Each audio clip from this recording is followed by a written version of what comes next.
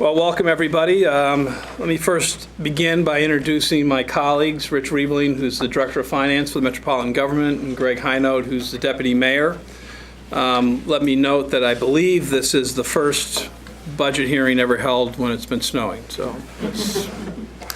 that's something. Let me just give a brief introduction as to what we're doing for the viewing audience at home.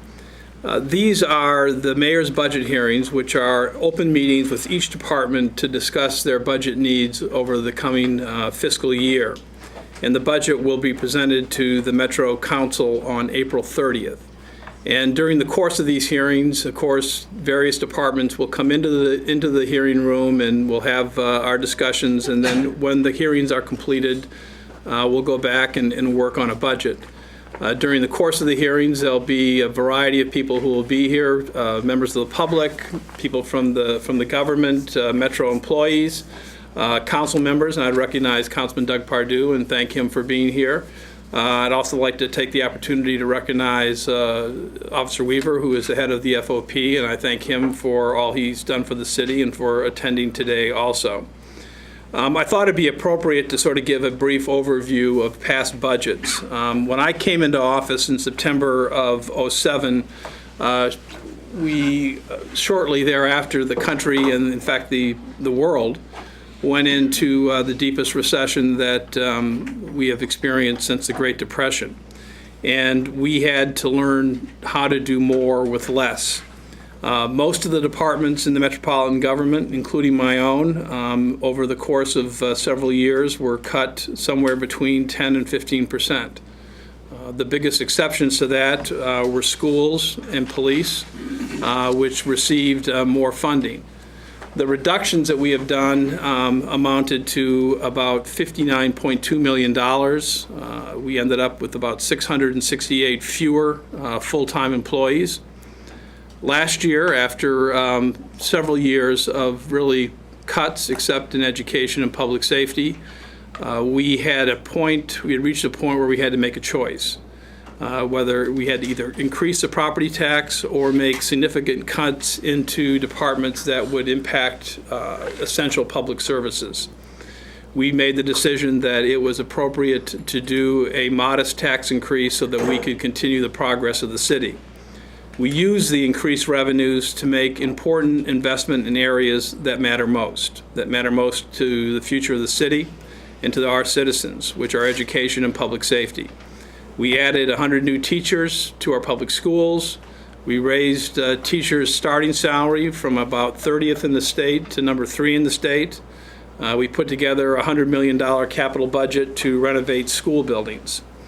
We also put in funds that allowed us to keep the 50 officer positions added through the federal COPS grant, and that also resulted in us avoiding having to repay the $7.5 million grant and lose potentially another 150 police positions. This year, like every year, we will continue to look for cost savings and ways to make our government more efficient. That doesn't stop, even though the economic situation has improved, but we're not back to the pre-recession times, and I don't know when and if that will happen. But we want to avoid impacting essential public services. We recognize that the term do more with less has a very real meaning to the many hardworking employees all across Metro. We know that, and I take that very seriously. While services have continued to grow along with the population of our city, our staffs and budgets have not. We have asked each department to present a 2% cut scenario, but I'm sure that there will be many departments during the course of these hearings that will have requests for budget enhancements as well, and we will listen to those and consider those and do, in the end, what we think is the right and responsible thing to do. Our job as the administration is to hear those concerns and make the best possible decisions with the resources we have. We will be guided by pure realism and reason as we make these decisions and what's in the best interest of the entire city of Nashville. Let me make it clear at the very offset so there's no take all whatever suspense there may be out of this. We will not be asking for additional revenue this year to help cover budget needs. we will not be proposing an additional property tax increase. The way I look at the budget and the way I've described it for the last years that I've been mayor is that I look at it as a pie. You have a certain amount of revenue which makes up the pie, and then you slice up the pie in terms of your budget in a way that reflects your priorities. And I think one thing we have been successful at establishing is our priorities are very clear.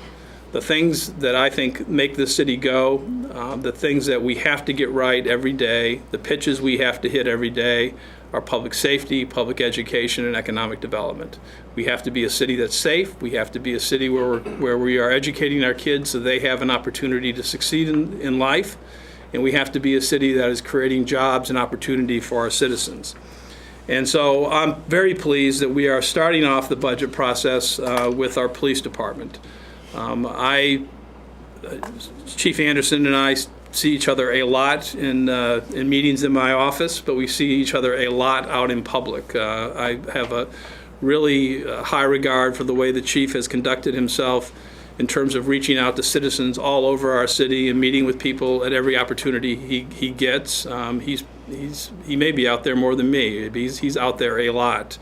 And he has heard me say, and I'll say it again today, that I am very proud of our police department. Of all the things that you have to think about when you're a mayor of a city, in a major city like Nashville, I can say that I don't spend a lot of time worrying about how our police department is run. I know that it is filled with men and women who are extremely capable, extremely dedicated, and I think we've hired well over 500 officers since I've been mayor, and every time I go to a graduation, I'm just thrilled by the quality of people who are going into the department. And that extends to the leadership of the department. I think Steve knows how much I admire the work he's done for us and what he's done for the city, but I also say frequently that one of the things that gives me the most confidence about public safety in Nashville is this, that when I look at the department and I look at the deputy chiefs and I look at the commanders and I look at the rising leadership in the department, I can see the men and women who are going to be the future chiefs for the city of Nashville for as far as the eye can see, who are going to be the chiefs of other major cities, who are going to be the chiefs of cities all around us. And that is a great source of pride to me. So now let me turn this over to Chief Anderson and ask him to introduce his team and make whatever presentation you'd like to make. Thank you, Mr. Mayor, gentlemen. On my right, I have Tabitha Bandy. She's our DNA supervisor, and we'll hear from her in just a moment. And on my left, Samir Mehik, our finance director, and he can answer any questions about any of the details that may come up today. Mr. Mayor, I'm very pleased to report to you that 2012 was a very good year for the Metropolitan Nashville Police Department. We are off to a good start in 2013, on track for another successful year. As we go forward into 2013, we continue to implement procedures and practices that will serve to enhance the safety of our community for many years to come. Your leadership, your support has been invaluable. The support of the Metropolitan Council, the support of neighborhoods all across the precincts has allowed our officers and the citizens of Nashville to form a strong bond, and we are enhancing public safety in Nashville. In Nashville, our citizens and our police officers and our elected officials believe in each other. Our success proves that. Many of my colleagues across the country do not enjoy this relationship. Nashville's a good place to be.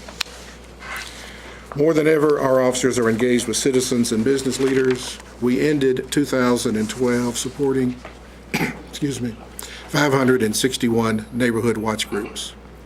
Last year, we attended 1,880 meetings. That's more than 5 each day. Mr. Mayor, you have joined us at many of these meetings and have seen firsthand that the credit for this grassroots policing goes to our talented precinct commanders, many of who are with us this morning. Let me mention those as we talk. Paul Trickey, Commander Paul Trickey of the South Precinct, Commander Marlene Pardue of the West Precinct, Commander Terrence Graves of the North Precinct, Commander Michelle Donegan of the Hermitage Precinct, Commander David Imhoff of the East Precinct, and Acting Commander Curtis Watkins of the Madison Precinct, and Lieutenant Jason Starling, the Acting Commander of the Central Precinct. Those men and women are the key to these. Those men and women are the key to success in Nashville. They are the people that set the strategies for the hotspots, the crime hotspots, and the strategies that we employ day to day across Nashville. We know that the precinct concept works.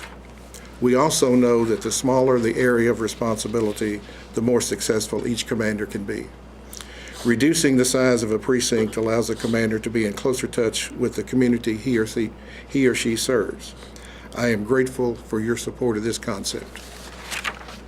With this support, we continue our plans to open the police department's 8th precinct. This precinct will be known as Midtown Hills and will be located on 12th Avenue South at Wade Avenue.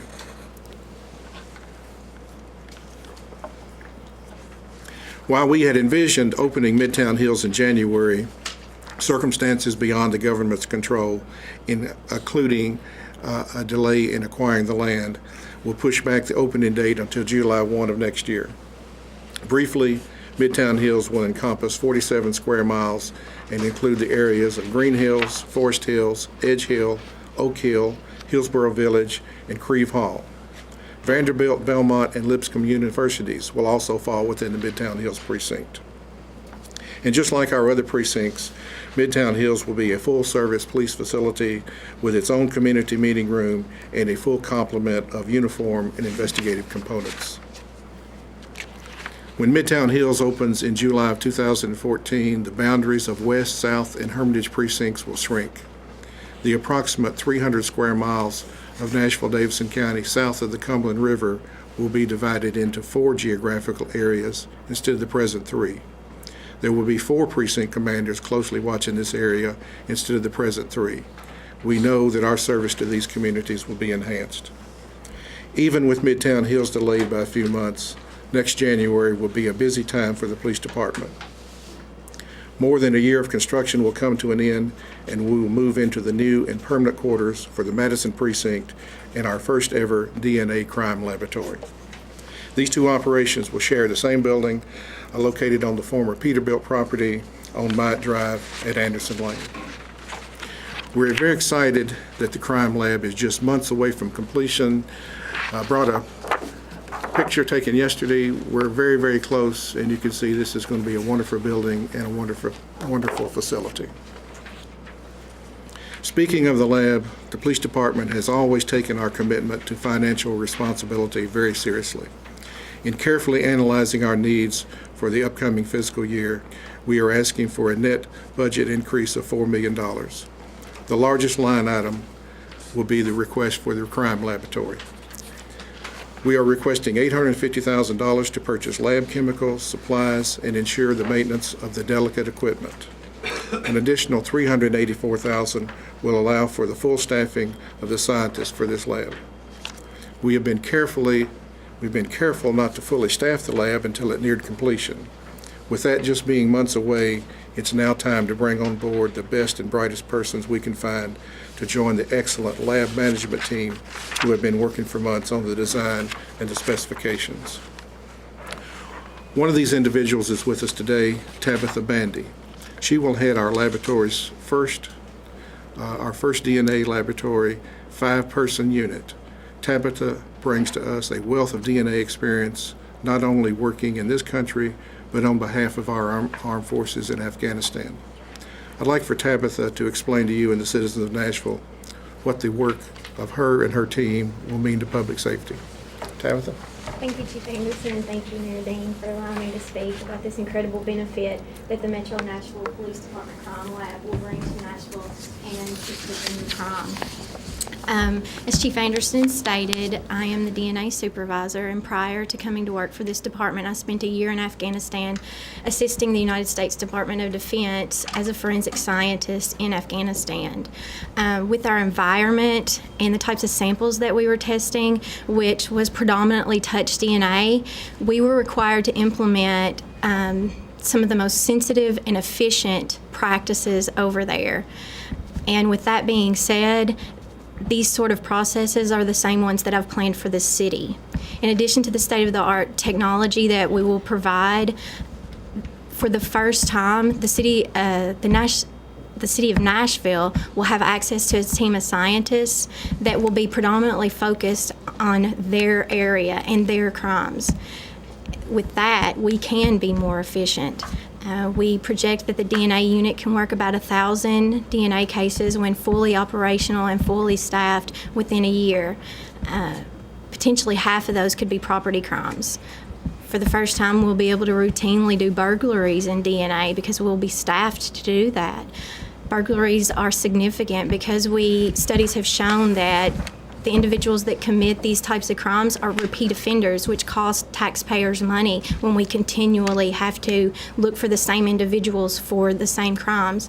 More concerning than that, burglars often use burglary. Burglary is a stepping stone to more violent crimes and offenses.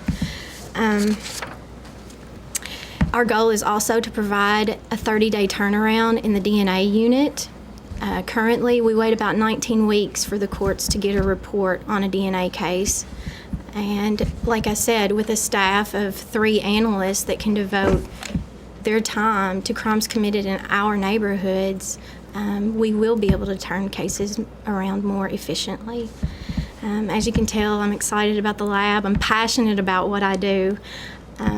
I didn't think that I could come back to the United States and do something as fulfilling as what I did over there, but I can honestly say to you that I am as excited about bringing DNA technology to the citizens of Nashville as I was to bringing it to the U.S. soldiers and the coalition forces over there.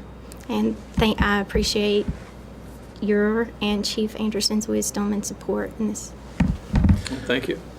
I think you can see how anxious these people are to get to work. The TBI does a wonderful job, but keeping in mind that we're one of 95 counties, and so there has to be a process where that DNA testing is limited. Generally, that's to personal crimes.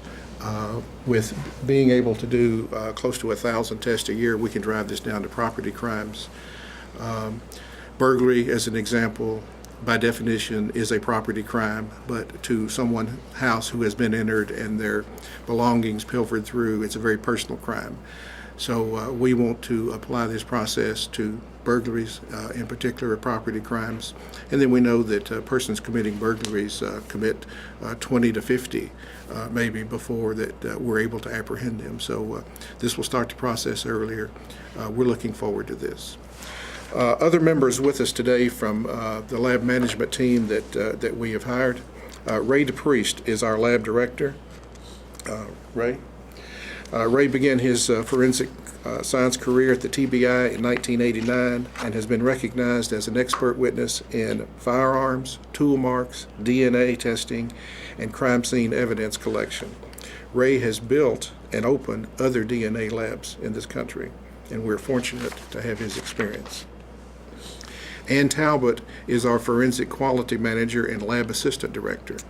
Ann retired after 28 years as a forensic scientist, crime laboratory director, and system director for the Albuquerque, New Mexico Police Department and the New Mexico State Police Forensic Lab.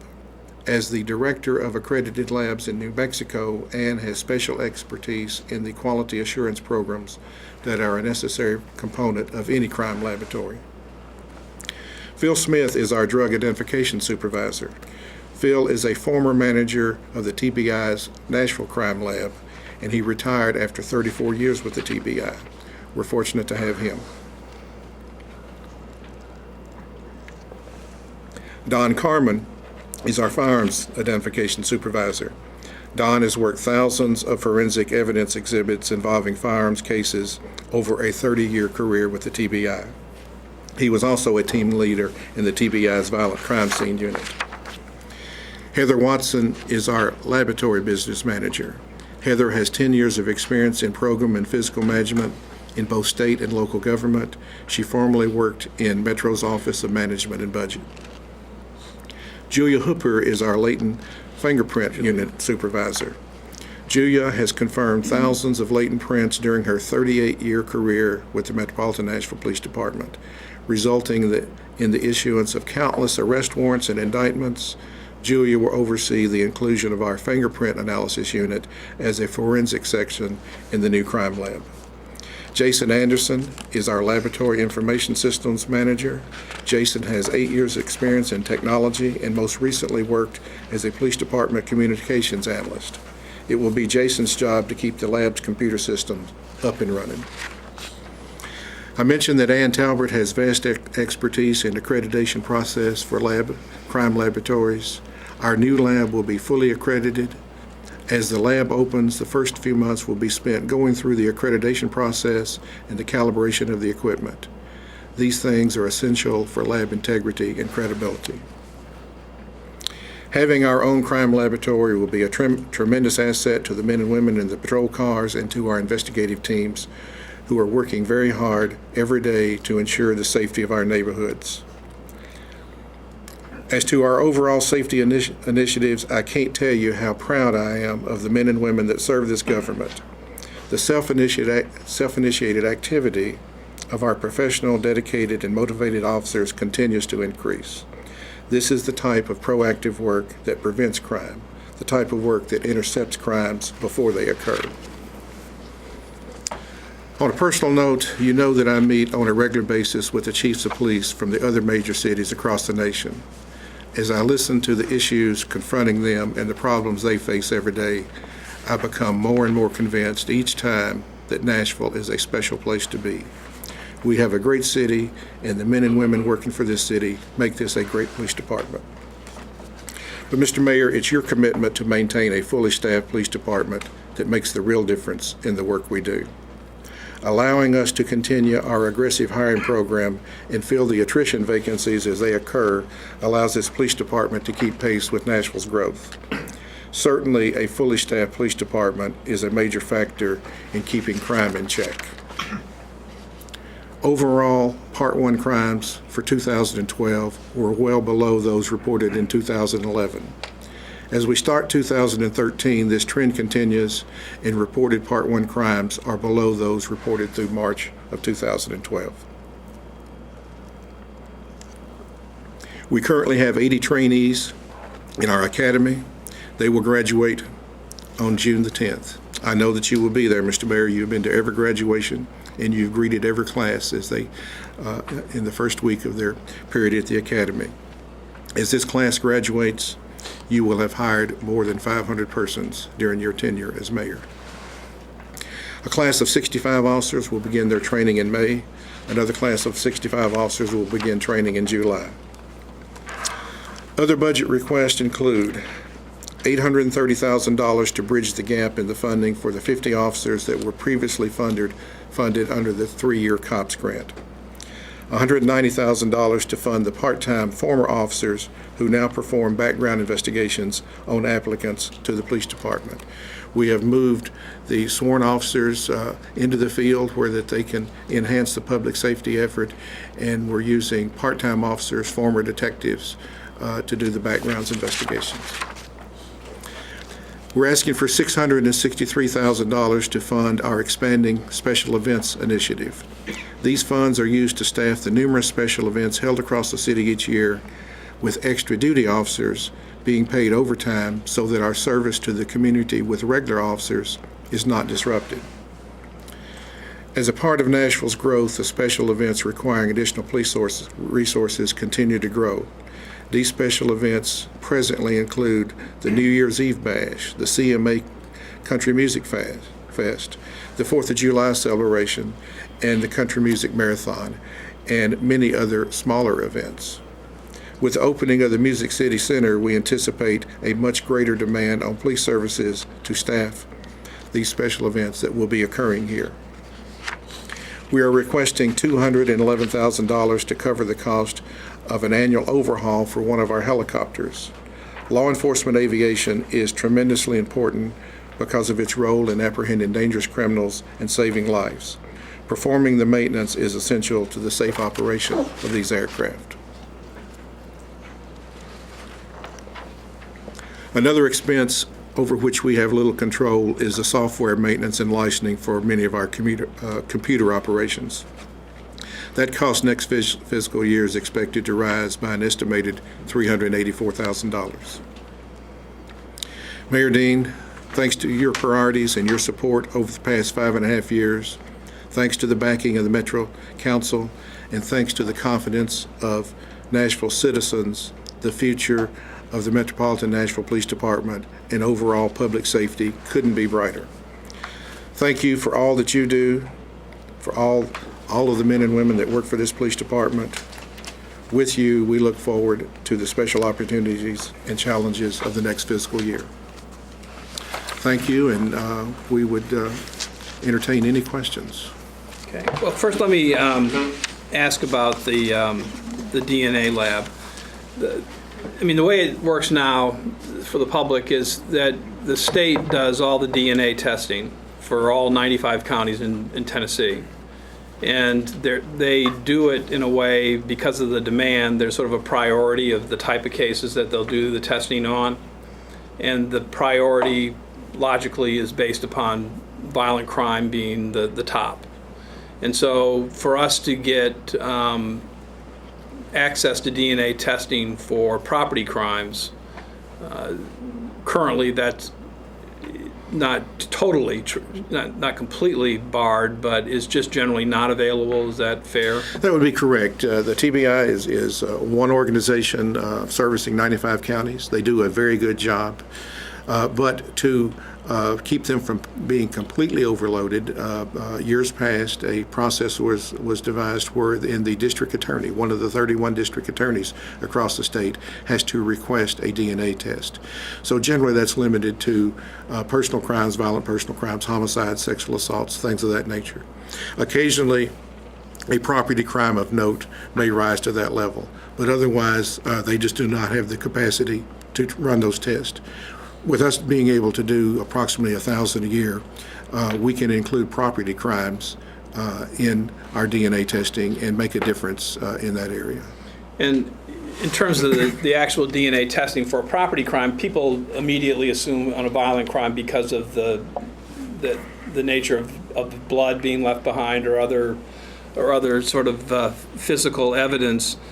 That same thing really exists in property crime, because a person who commits a burglary could be cut when they enter into a building. They could leave hair behind. They could leave other DNA evidence that can be used to track down somebody who committed the burglary. Yes, sir. And the reference to the fact that many people who are committing crimes have had criminal records. There is a DNA bank of information on convicted felons. Exactly. Any arrest for certain felonies in Tennessee requires DNA to be collected and entered into that data bank. So it's searchable, much like the fingerprint data bank. But yes, sir, we sometimes say if you've been in a location, you have left DNA. So something as simple as picking up an object. And one noted case here, that crime was solved. Person picked up an object and left it behind, and that person's DNA was left on that object. Right. So when the DNA lab is completely up and running, we'll be able to do 1,000 a year? Approximately 1,000, yes, sir. And how many do we get done now through the state?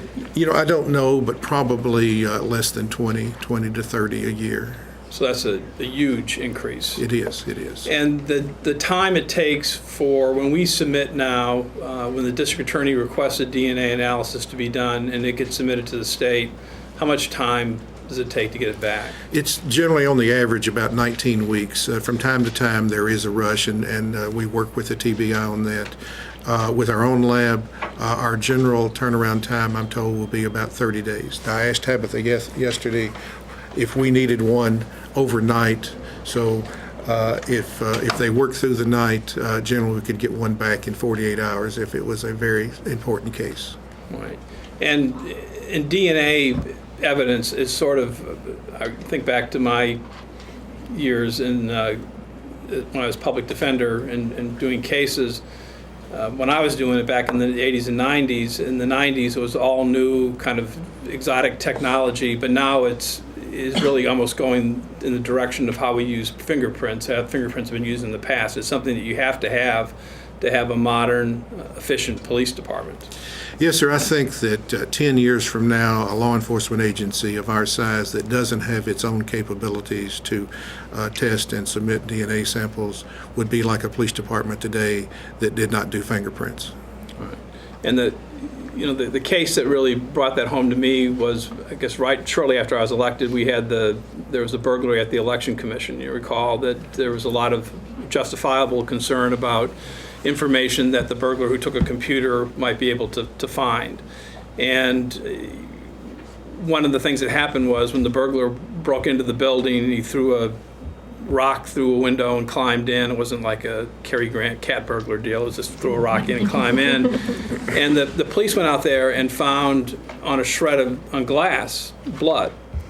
And then a rush job was requested from the TBI to do a DNA analysis of that blood. They did the analysis in a matter of days, and then using the convicted felon bank of information, a match was done and just threw it into a computer, and you get a result very rapidly. An arrest was made shortly thereafter, and the computer was recovered. I think that's sort of an indication of sort of what we're going to be able to do, and do it in a lot more cases. Yes, sir. In that particular case, it was a property crime, but we were able to make our case with the TBI that public safety was jeopardized because of the information stored in that computer, and so the exception was made. And as you know, that person was apprehended shortly. The computer was found intact, and I think all of Nashville breathed a little easier after that. And we have, as part of this process, have you been working cooperatively with the TBI? Yes, sir. They are very good partners with us, and they're supporting us in this endeavor. And the district attorney is involved in terms of how evidence is handled and chain of custody and all the issues that are surrounding the integrity of evidence, so that it'll be totally admissible in court? Yes, sir. General Johnson and I talk frequently about this, and we'll continue that partnership. Okay. And let me just ask one more question about the precincts. You have essentially the Madison precinct, which is already opened and has been, I think, well received by the citizens of Madison. That is open, but will open in its permanent headquarters shortly. And then next year you'll have the other precinct, the 8th precinct, Midtown Hills, opening up. Yes, sir. And those obviously give enhanced public safety benefits to the communities they're located in. But can you speak to the effect that they have on the rest of the city? I mean, when you open a new precinct, you have benefits because you're able to reduce the coverage area of the existing precinct. Exactly. And example, when we opened the Madison precinct, we carved out about 88 square miles of what was the North precinct. So that allowed Commander Carter at the time, and now Commander Graves, to more closely concentrate on the North Nashville and Joelton areas and be closer to that community. At the same time it was opened, Commander Johnson, now Deputy Chief Johnson, was able to concentrate on the Madison and Rivergate area. And the same thing will happen when we open Midtown Hills. The commanders of the West Precinct, the South Precinct, and the Hermitage Precinct will have less geographical area to cover, and they can work more closely with the communities, the community leaders, the community groups, the neighborhood groups in that area. So Midtown Hills will benefit by having a new precinct, a new commander, a new investigative team, all the things that goes with the precinct. But the other precincts will benefit in that they will shrink in size, and those commanders can give closer attention to detail to the areas that they are responsible for. And obviously within Davidson County, you have Berry Hill, Belmead, Goodlettsville, with smaller cities within the county have police departments. You have Vanderbilt, obviously universities, TSU have police departments, and you all have good cooperative relationships with them. We have a very good relationship. We work as a team. We meet on a regular basis to discuss things, and it's a very good team. And they all enhance public safety here. Very much so. And I thank you for your letter and your outspokenness on the Vanderbilt issue. I think that was very appropriate. And you also cooperate regionally. I know recently I attended a meeting at the West Precinct where you had the different police chiefs from all over Middle Tennessee gathered to talk about regional cooperation. Yes, sir. We started doing that last year, realizing that criminals know no boundaries. and that we all need to work as a team. So once every 6 to 8 weeks, we invite the sheriffs and the chiefs of police and their leaders from all the surrounding counties to meet and just talk over issues, and most of all get acquainted with each other to make sure that we know that we can call on each other at any given time for something that needs to be done to benefit public safety. Great. Rich? The only thing I think we probably ought to just quickly cover is just sort of the impact of the employee buyout on the police department. You had a number of officers take the retirement incentive, and that's obviously we filed a resolution with the council to give some supplemental appropriations to this year's budget because of some of the costs associated with that. But kind of talk through how that buyout program is going to affect the department long term, and because I think you're going to have another class start up and things of that nature. Yeah, we had planned a class for July, the first fiscal year, as an attrition class, but to make sure that the 49 sworn, 63 total personnel that we lost, we want to make sure that those officers, that we replace those officers as soon as possible. So that's the reason for the May class, the 65 officers for the May class, and then through attrition, that will put us pretty much even as we start the next fiscal year. Greg? Chief, there's a budget request line item for some additional funding for special events. You mentioned it in your opening remarks, but take just a second and sort of talk to us about, as Nashville grows and changes, sort of the pressure on that secondary employment unit and sort of what's going on in that area. So take a second and talk to us about it. We recognized early on with Nashville growing, with the special events we have, that pulling officers out of the neighborhoods from their regular duties wasn't a good thing to do. So with the support of the administration, we created a fund wherein for those identified special events where that the economic impact to Nashville is very great, that we will fund that with officers, we will staff that with officers on overtime. So that special events fund needs to keep growing as the call for special event resources grows. The only other alternative is to actually take officers out of the neighborhoods for those particular days. And again, that's not in the best interest of public safety. All right. Okay. Good. Well, thank you, and thank you for having a great year, and thank you for and all the employees in the department for what you do. As I say, when I'm out in the community, I hear really almost uniform praise for the police department, and really people focus on how proactive and how engaged with the community the department is, and I think that's a wonderful thing. And you've done a very good job, I think, of using the resources we've been able to give you, and we're very, very proud of our police department. Thanks. Well, thank you very much, and I appreciate your comments, but I need to say that it's the men and women sitting behind me that run the police department, and they do a very good job. I'm proud of them. Thanks.